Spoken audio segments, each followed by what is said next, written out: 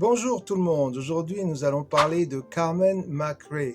Mais je dois d'abord vous saluer et vous remercier d'être de plus en plus nombreux à regarder mes vidéos. Si vous pouvez vous abonner à ma chaîne YouTube, j'apprécierais beaucoup.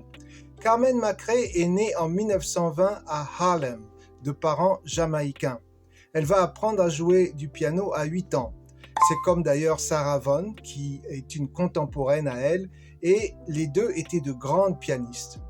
Elle va admirer Billie Holiday qu'elle va rencontrer à 17 ans et déclarera plus tard que c'était sa première influence.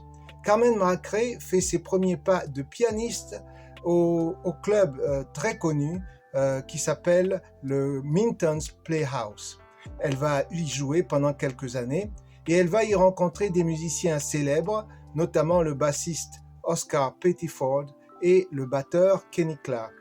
Mais c'est son passage à Chicago, où elle va vivre pendant 3 années environ, qu'elle va forger son style, et aussi bien au piano que à la chanson. En revenant à New York en 1952, Carmen McRae va lancer sa carrière de chanteuse. Le succès va arriver rapidement avec cette voix chaude et veloutée. Elle est connue aussi pour chanter derrière le rythme, avec aisance, derrière le rythme de la chanson. C'est ce qu'elle fait d'ailleurs dans Bye Bye Blackbird. Une autre chanson que j'aime bien est Take Five de Dave Brubeck, qu'elle maîtrise à la perfection.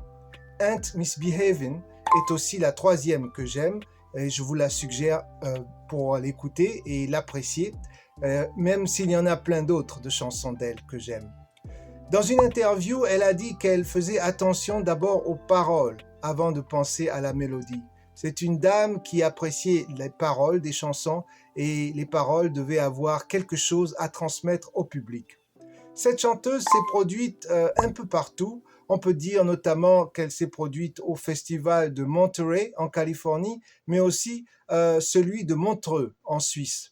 Elle a chanté en duo avec Sammy Davis Jr., elle a chanté dans l'orchestre de Duke Ellington et elle a aussi accompagné le saxophoniste Jerry Mulligan avec sa belle voix.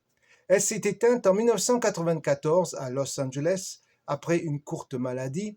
Elle laisse un répertoire dense et très apprécié de beaucoup de mélomanes.